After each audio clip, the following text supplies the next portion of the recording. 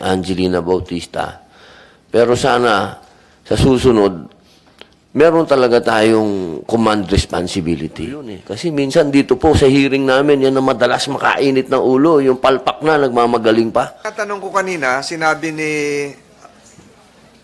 Ma'am Bautista na delegate na yun sa baba at hindi niya katungkulan na i-supervise lahat yon kasi meron naman mga camp commander, merong mga officer of the day, etc. etc. Mamari, yung narinig mo kanina, ganun ba talaga ang nangyayari na nasa inyong poder na yon kung may napalitan, kung naalis yung SPU, may katungkulan kayong palitan, kung nawala yung dorm keeper, meron kayong katungkulan kumuha ng kahalili? Sumagot po kayo. Your Honor, nung mga panahon po na kulang po ng mga gwardiya po sa loob,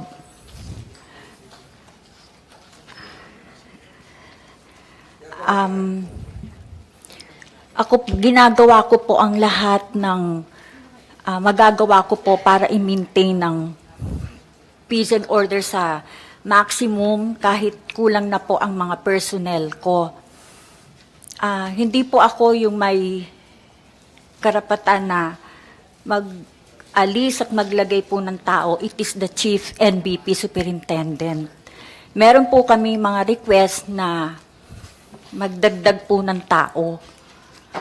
Pero wala naman pong dumarating. At saka ayaw po talaga ni... Kanino po kayo nagre-request? Kay Ma'am Angelina po. So, meron po kaming mga... Sinasagot ho yung request o hindi na sinasagot? Baka may dahilan kung bakit hindi na makakapagdagdag. Kasi nga, yung 700 naging 300.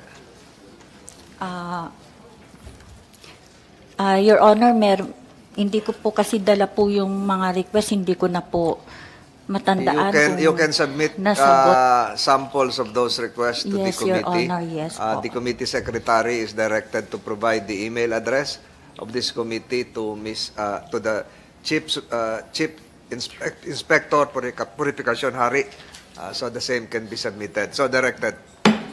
Tuloy niyo po. Yun po, Your Honor, na sa kabila po ng kakulangan po ng personnel sa loob ng maximum,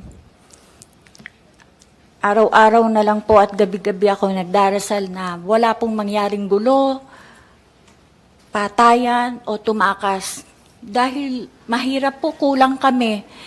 Maski nga po yung mga babae ay na-utilize na rin po.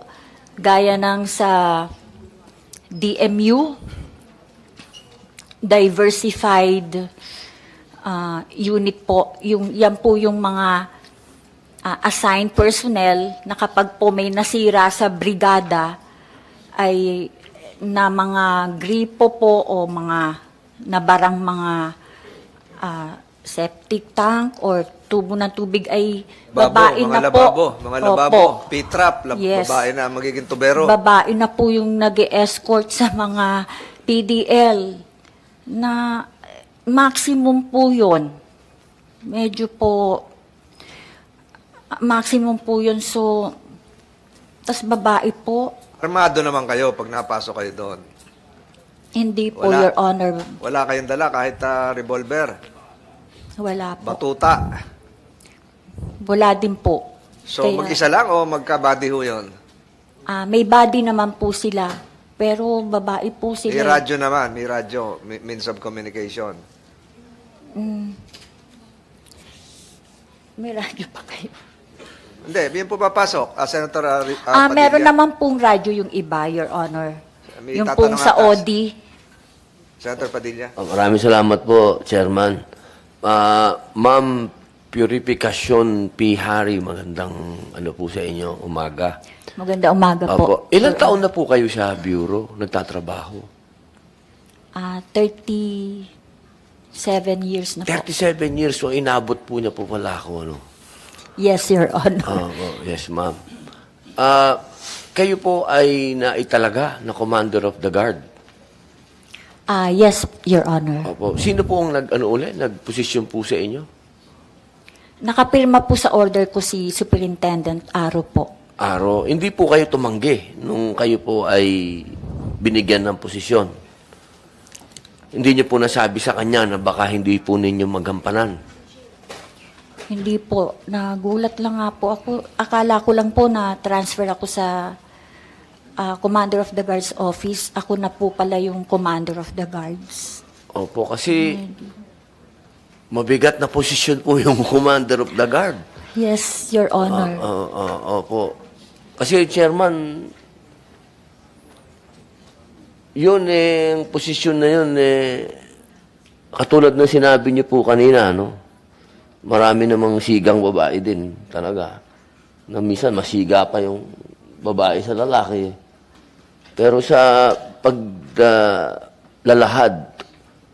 ni Ma'am Senior Inspector Purification, parang hindi siya handa doon sa posisyon na naibigay sa kanya. Paano ba yung General? Hindi niyo po ba yun nabalitaan na parang hindi po handa si Ma'am doon sa posisyon?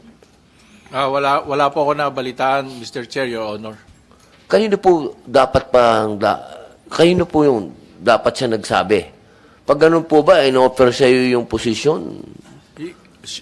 Mr. Chair, Your Honor, she can refuse kung hindi niya po kakayanin. Kaya't wala naman po ako nabalitaan na ganun, na umabot sa aking atensyon na sinabi niya na hindi niya kakayanin. Opo. Siguro, Chairman, sa susunod, dapat magkaroon sila ng guidelines na ganun. Kung kaya ba talaga nung opisyal yung binibigay sa kanyang posisyon. Kasi parang doon nang galing eh. Parang doon nang galing yung ano. Hindi ko po kayo sinisisi, Ma'am, ha? Wala pong sisihan dito, tapos na po yung sisihan eh. Kasi nangyari na. Dapat ngayon na lang po siguro, para in aid of legislation, kaming dalawa ni Senator Tolentino, itong idol ko, pagdating po sa batas talaga, walang nakakalusot dito eh. Pag-usapan po natin kung paano ito hindi na mangyayari uli.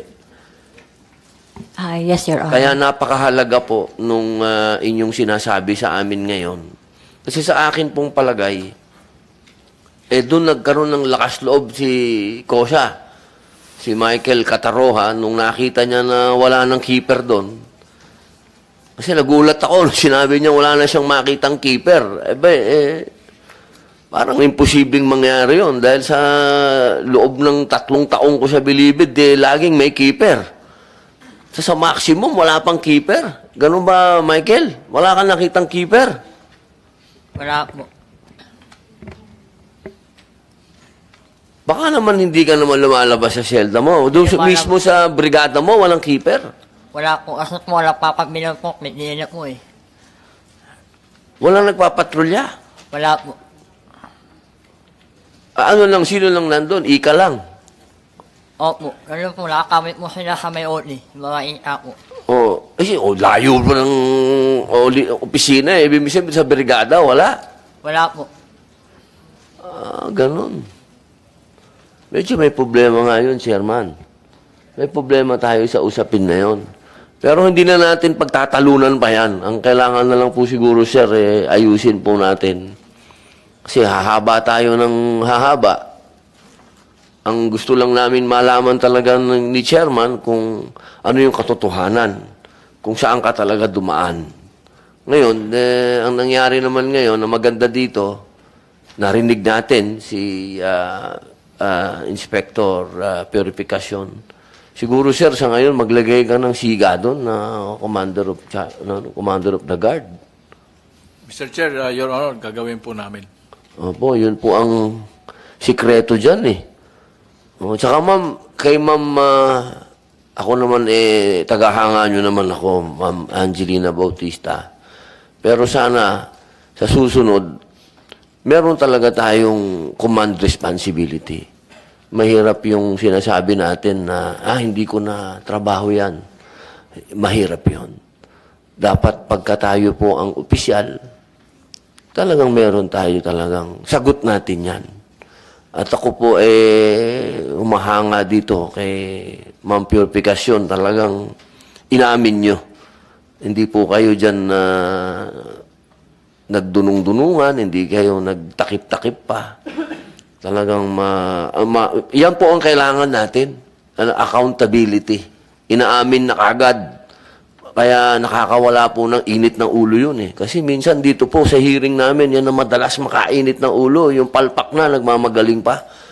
O, kaya po ma'am, ako po ay bumabati sa inyo. Thank you, Your Honor. Opo. Tanong ko na lang po ulit si Michael. Ano ba talaga, Tol?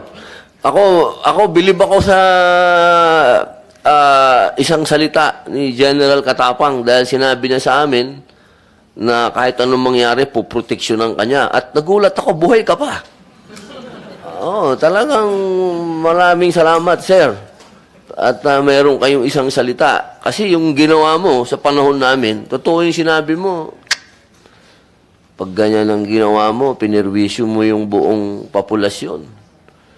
Medyo madidisgrasya ka, Michael. Eh sana, tanawin mo yan na utang na loob mo sa bureau. Kasi yung ginawa mo, nalagay mo sa alanganin talaga yung bureau. Lahat. Pero ang maganda lang dyan, nakita namin ngayon. Nakita namin kung ano yung mga dapat namin gawin para hindi mangyari ito. Dahil ayaw naman namin sisihin yung bureau lang. Sa totoo lang, ngayon, narinig namin, 51,000 na. 51,000 ang populasyon. Sa amin, tumatama ito. Kasi ibig sabihin nun, medyo napapabayaan namin kayo. Pero sana, aminin mo na talaga, ano ba talaga ang nangyari? Ano ba talaga? Total, naiipit pa tong gwardiya. Ano ba talaga? Yung totoo. Kumakit mo ako sa crack. Tibay talaga nito, Chairman. Ayaw talaga umamin. Talaga sa truck ka talaga. Opo. Ah. Sa palagay mo ba, may makakalusot pa na katulad mo? Hindi ko lang po alam. Ikaw lang talaga yung pinakamagaling sa palagay mo. Hindi ko po alam.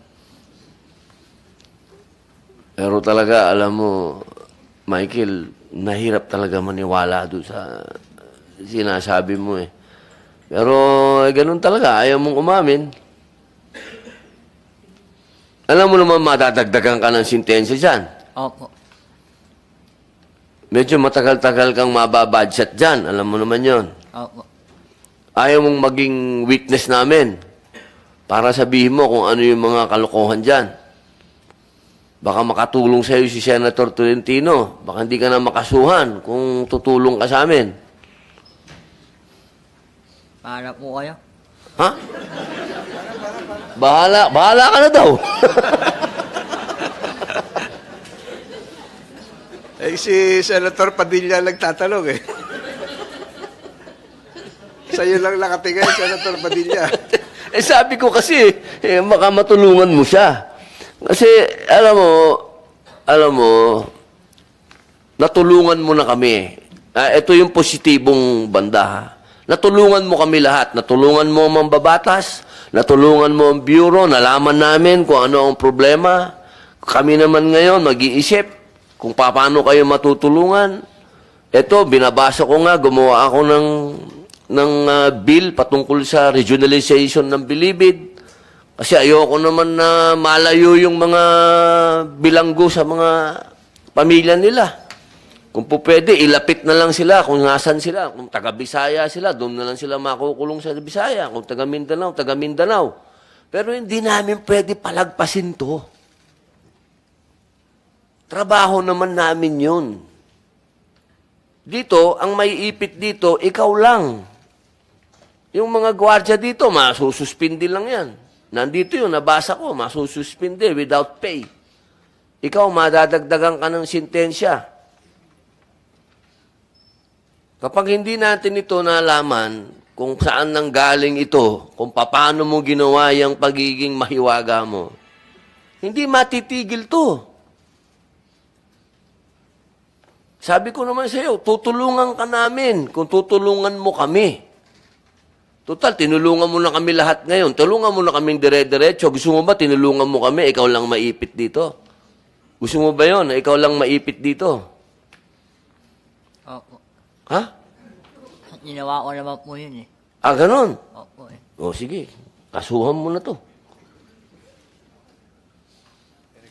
Wala na akong may tatanong dito. Lahat na ng panglalambing, ginawa ko na eh. Wala talaga, matigas talaga, Chairman. Salamat, Senator Padilla. Tanungin